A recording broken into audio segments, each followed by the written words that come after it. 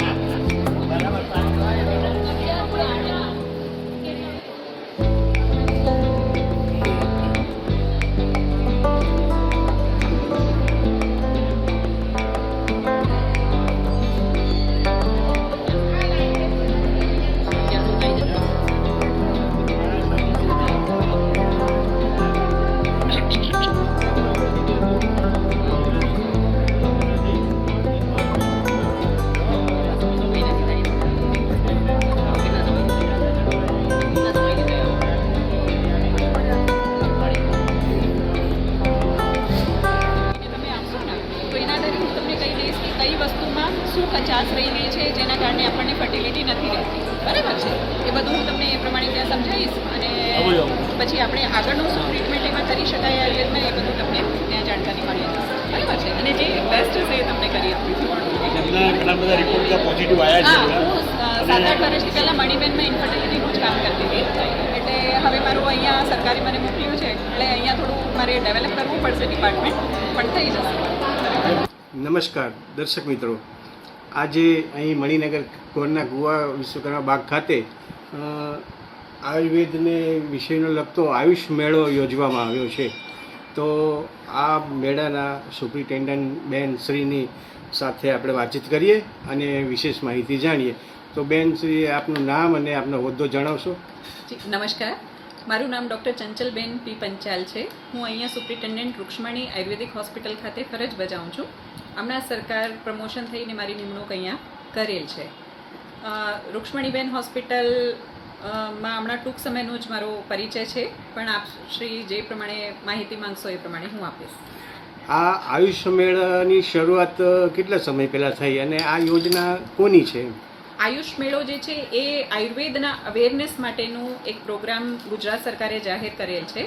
એ મેળાની શરૂઆત 3 વર્ષ પહેલાં જ થઈ છે. એમાં આપણો આયુર્વેદ લોકભોગ્ય બને, લોકો જે છે આપણે એ લોકોને આયુર્વેદ માટે અવેરનેસ આવે અને લોકો સુધી આયુર્વેદ પહોંચે, યોગ પહોંચે, તે માટે ગુજરાત સરકારે એની શરૂઆત કરેલ છે. અત્યાર સુધીમાં અંદાજિત આવા આયુષ મેળા કેટલા થઈ ચૂક્યા છે? પહેલાં ગુજરાત સરકાર શ્રીના માર્ગદર્શન હેઠળ દરેક જિલ્લામાં એક આયુષ મેળો થતો હતો, પણ આ વખતથી એનો પ્રચાર અને પ્રસાર અને એનો વ્યાપ વધારવા માટે હોસ્પિટલ દીઠ અને કચેરી દીઠ એ આયુષ મેળાનું આયોજન કરવામાં આવ્યું છે. એટલે અમારે અહીંયા જે તમામ જેટલા બી હોસ્પિટલ છે, ગુજરાત સરકાર હેઠળ જેટલી પણ આયુષ કચેરીઓ છે, એ તમામ પોતાની રીતે વ્યક્તિગત રીતે આયુષ મેળાનું આયોજન આ વર્ષે કરેલ છે. આ આયુષ મેળાની અંદર કેટલી પ્રકારની સારવારની માટેની વ્યવસ્થા છે? આયુષ મેળાની અંદર જેમ કે આયુર્વેદમાં કહેવાય છે કે સ્વસ્થસ્ય સ્વાસ્થ્ય રક્ષણમ આતુરસ્ય વિકાર પ્રશમનમ, એટલે કે જે સ્વસ્થ વ્યક્તિ છે એના સ્વાસ્થ્યની રક્ષા, તેમજ જે આતુર એટલે રોગી છે એના તમામ વિકારોનો પ્રશમનમ. જેમ કે એ જેટલા રોગ થયા છે એની ચિકિત્સા. તો એમાં શરીર અને મન બંને ઉપર ધ્યાન આપીને સારવાર કરવામાં આવે છે. એટલે તમામ શારીરિક રોગોની સારવાર તેમજ માનસિક રોગોની સારવાર બી આયુર્વેદમાં કરવામાં આવે છે. એ સાથે સાથે પંચકર્મનું નામ આપે સાંભળ્યું હશે. તો પંચકર્મ અંતર્ગત આવતા જે 5 કર્મો છે એનું એની અંદર સમાવેશ થાય છે. રોગીની પરિસ્થિતિ જાણીને તેના રોગને અનુરૂપ પંચકર્મ ચિકિત્સા જે એના માટે જરૂરી હોય તે તમામ અમે સારવાર આપીએ છીએ. તે સાથે સાથે સ્વર્ણપ્રાશન, જેમ કે નાની ઉંમરના જે બાળકો છે, 0 થી 12 વર્ષના બાળકોને સ્વર્ણપ્રાશન નામના ટીપા પીવડાવવામાં આવે છે, જેથી કરીને તે લોકોની બુદ્ધિનો વિકાસ થાય અને એ લોકોની શારીરિક પરિસ્થિતિ સુધરે. એ સાથે અમારે અહીંયા અગ્નિકર્મ ચિકિત્સાનું બી મહત્ત્વ છે. અગ્નિકર્મ ચિકિત્સા એટલે ઇન્સ્ટન્ટ પેઇન મેનેજમેન્ટ. જૂના સાંધાના દુખાવા હોય, કમરના દુખાવા છે, કે જેમાં આપણને દવાથી એકદમ ઝડપથી રિઝલ્ટ મળવાની શક્યતા ના હોય, તો પંચકર્મ તેમજ દવાઓની સાથે સાથે અમે અગ્નિકર્મ ચિકિત્સા કરીએ છીએ, જેથી જે તે માણસ એનું કાર્ય કરી શકે.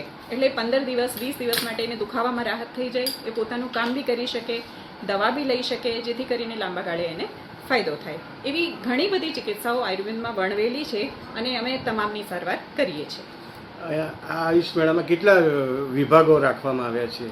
શા માટેના? આયુષ મેળામાં અત્યારે અમે જનરલ ઓપીડી તરીકે, લાઇફસ્ટાઇલ ડિસઓર્ડર્સની ઓપીડી તરીકે, જેમ કે અત્યારે આપણે લાઇફસ્ટાઇલમાં ખરાબ લાઇફસ્ટાઇલને કારણે ડાયાબિટીસ થવું, હાર્ટ પ્રોબ્લેમ થવી, સ્થૂળતા એટલે કે સ્થોલ્લે, ઓબેસિટી થવી, પીસીઓડી છોકરીઓને થાય છે, ઇન્ફર્ટિલિટીના ઇસ્યુ છે, એવી રીતે ઘણા સ્ત્રી રોગ છે, બાળ રોગ છે, એવા તમામ સ્પેશિયલ રોગોની, પછી હરસ મસા ભગંદરનું આયુર્વેદમાં ઘણું સારું ટ્રીટમેન્ટ છે, તો એની ઓપીડી, એવી રીતે જુદી જુદી ઓપીડી રાખવામાં આવેલ છે. હવે અહીં દવાઓ વિનામૂલ્યે મળશે કે એનો ચાર્જ આપવાનો થાય છે? અમારે ગુજરાત સરકાર હેઠળ જેટલા બી આયુષ હોસ્પિટલ કે કચેરીમાં જેટલા બી દવાખાના કાર્યરત છે, ત્યાં નિદાન તેમજ સારવાર, બધી દવાઓ તેમજ જે બી નિદાન છે ત્યાં 1 રૂપિયો લેવાતો નથી, નિઃશુલ્ક સારવાર આપવામાં આવે છે. એટલે દવાઓ પણ કદાચ આપવાની દવાઓ પણ થાય? વિના મૂલ્યે જ આપવામાં આવે છે. નિદાન પણ ડૉક્ટર વિના મૂલ્યે કરશે. ઇવન કેસનું બી 1 રૂપિયો લેવાતો નથી. ખૂબ ખૂબ આભાર. Thank you. આ વિડીયો જોયા પછી કેટલાક અમારા સમાજના લોકો જે છે એમને પણ જો સારવાર કરવાની ઈચ્છા થઈ આવે તો તેઓ કેવી રીતે પ્રયત્ન કરી શકે? આ આયુષ મેળામાં જે બી સારવાર લે એ પછી મારી એમને વિનંતી છે કે રૂક્ષ્મણી સરકારી આયુર્વેદ હોસ્પિટલ, જે રૂક્ષ્મણી એલોપેથી હોસ્પિટલના બીજા માળે અમારી હોસ્પિટલ આવેલી છે, ત્યાં અમે નિઃશુલ્ક સારવાર આપીએ છીએ. એમાં 9 થી 12 સવારે કેસ કાઢવાનો ટાઈમ છે, સાંજે 3 થી 4:30 કેસ કાઢવાનો સમય છે. તે સાથે સાથે અમારે 20 બેડની હોસ્પિટલ હોવાથી આઈપીડી ની સુવિધા બી છે. ત્યાં અમે દર્દીઓને દાખલ કરીને ત્યાં બી નિઃશુલ્ક સારવાર આપીએ છીએ. જેમ કે પંચકર્મ ચિકિત્સા કરવી હોય અથવા તો અન્ય કોઈ પણ ચિકિત્સા છે વિના મૂલ્યે આપને ત્યાં ઉપલબ્ધ થઈ શકે એમ છે. હવે આમ સામાન્ય રીતે બીજા દવાખાનાઓ રવિવારે બંધ હોય છે, તો આપણી હોસ્પિટલમાં રવિવારે અમારી શું હોય હોસ્પિટલ ગેઝેટેડ હોલિડે અને રવિવારે ઓપીડી જોવામાં નથી આવતી, અને એ સિવાયની તમામ દિવસોમાં અમારી ઓપીડી ચાલુ હોય છે. કોઈ ઇમરજન્સી કેસ રવિવારે હોય તો ઇમરજન્સી કેસ માટે, કારણ કે આયુર્વેદમાં ઇમરજન્સી જેવું મોટા ભાગે નથી હોતું, કારણ કે અમે ચિકિત્સા એ પ્રમાણે કરીએ છીએ કે કોઈને કોઈ ઇમરજન્સી જેવું ના આવે. એમરજન્સી માટે શું છે, એક્યુટ ટ્રીટમેન્ટ, જેમ કે બાટલા ચઢાવવા, કોઈ ઇન્જેક્શન આપવું અથવા તો ઓક્સિજન આપવી અથવા કોઈ ઓપરેશન કરવું, તો તે એલોપેથિક વિભાગમાં આવતું હોવાથી અમારે અહીંયા એમરજન્સીની સારવાર ઉપલબ્ધ નથી. Thank you. અમારું કેસ રજિસ્ટ્રેશન વિભાગ છે. અહીંયા આવેલા તમામ લાભાર્થીઓનું અહીંયા રજિસ્ટ્રેશન થશે. રજિસ્ટ્રેશન થયા પછી અહીંયા તમામ માટે અમે આયુષ મેળા અંતર્ગત જે ચાર્ટ પ્રદર્શન છે એ ખુલ્લું મૂક્યું છે, જેમાં એ લોકોને કઈ રીતે એમની દિનચર્યા કરવી, કઈ રીતે આપણી પોતાની લાઈફસ્ટાઈલ અપનાવી, જેથી કરીને એમને દરેક વસ્તુની જાણકારી મળી રહેશે. પાણી પીવું તો કઈ ટાઈપનું પાણી પીવું, આહાર લેવો તો કયો આહાર લેવો, કઈ રીતે આપણે જીવનમાં વર્તવું, કયા કયા એવા છે જે રીતે આપ જોઈ શકશો અહીંયા કે આપણા કયા વેગો છે જે રોકવાથી આપણને થતી અસર, ખરાબ અસર આપણા શરીર ઉપર થાય છે, પછી જમ્યા પછી તરત શું કરશો, શું ના કરવાનું હોય, અને એવી રીતે રોગો વિશે બી જાણકારી છે. આપ જોઈ શકશો હોમિયોપેથીના કયા કયા ફાયદા છે, આયુર્વેદના કયા ફાયદા છે, યોગના શું ફાયદા છે, તે તમામની માહિતી આપણે અહીંયા ખુલ્લી મૂકેલી છે. આપણે આજે આમંત્રિત મહેમાનોને બોલાવવામાં આવ્યા હતા, તો ત્યાં આપણે એમની વ્યવસ્થા કરેલી હતી.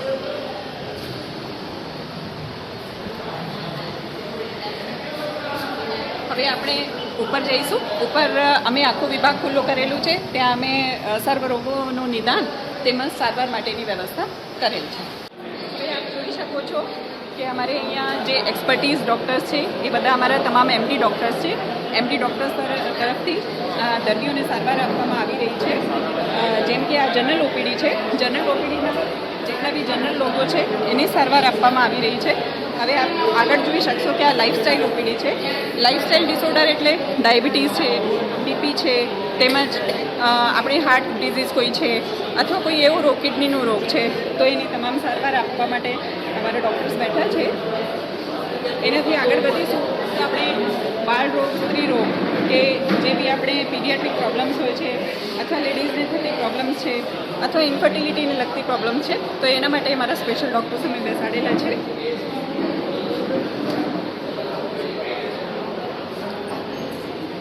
આ અમારો હોમિયોપેથિક વિભાગ છે. હોમિયોપેથિક વિભાગ અંતર્ગત અમારા હોમિયોપેથિક ડૉક્ટર આવેલા છે. તે હોમિયોપેથીની સ્પેશિયલ સારવાર આપવા માટે ડૉક્ટરી છે, તો એમને અમે આ જવાબદારી સોંપેલ છે. એ તરફ આપ જોઈ શકશો કે અમારા યોગ એક્સપર્ટને અમે બેસાડેલા છે. અમારા યોગ એક્સપર્ટ જે બી અહીંયા દવા લેવા આવશે અને એ રોગ માટે કયા કયા યોગથી ફાયદો થાય છે તે બધું જણાવવા માટે એ અહીંયા અમારા એક્સપર્ટ અમે બેસાડેલા છે.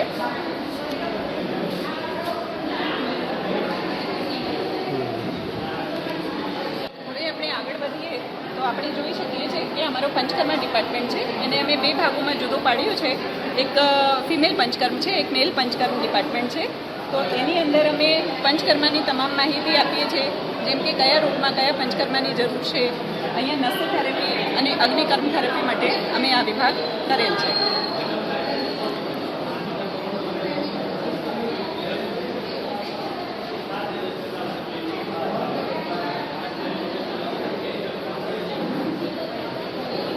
ફિમેલ પંચકર્મ અને અગ્નિકર્મ ડિપાર્ટમેન્ટ પછી એવી રીતે જ અમે મેલ પંચકર્મ અને અગ્નિકર્મ ડિપાર્ટમેન્ટ અહીંયા મૂકેલ છે. તેમાં અમારા જે અગ્નિકર્મ સ્પેશિયલિસ્ટ છે એ અત્યારે દર્દીને એની સારવાર વિશે સમજાવી રહ્યા છે.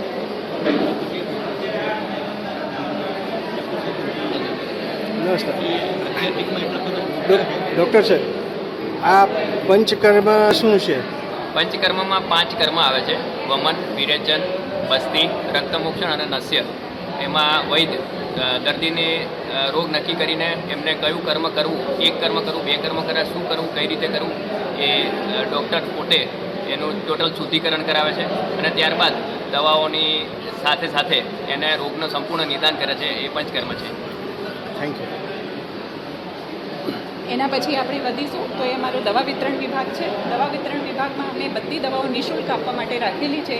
તમામ રોગોની દવા નિઃશુલ્ક, એક પણ રૂપિયો ખર્ચ્યા વગર તમામ દર્દીઓને મફત આપવામાં આવશે.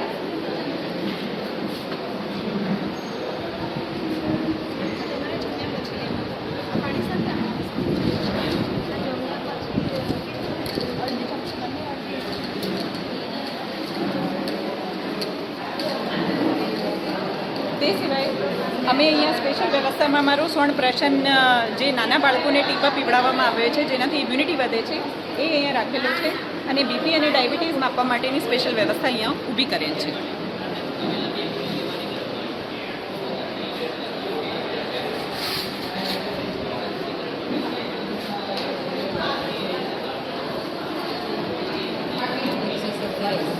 આ શ્રવણપ્રાશન શામાંથી બનતી હોય છે એના માટે કંઈ માહિતી આપશો? સ્વર્ણપ્રાશન જે બને છે એ દવા બાળકોને અનુકૂળ હોય છે એવા હર્બલ કમ્પોનેન્ટ્સને ભેગું કરીને અને એમાં સ્વર્ણભસ્મ આપણે મિક્સ કરીને એ દવા બનાવતા હોઈએ છીએ જેથી કરીને બાળકોના મસ્તિષ્ક ઉપર બહુ સારી અસર થાય છે અને બુદ્ધિનો વિકાસ અને સાથે સાથે ઇમ્યુનિટીનો વિકાસ બહુ સારી રીતે થાય છે.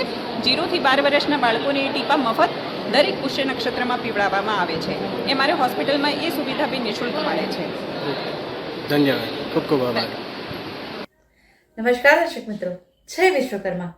આપે અમારો આ વિડીયો જોયો, કેવો લાગ્યો? અમારી ચેનલ વિશે આપના અભિપ્રાય અમને દર્શાવેલ નંબર પર મોકલી આપવા વિનંતી.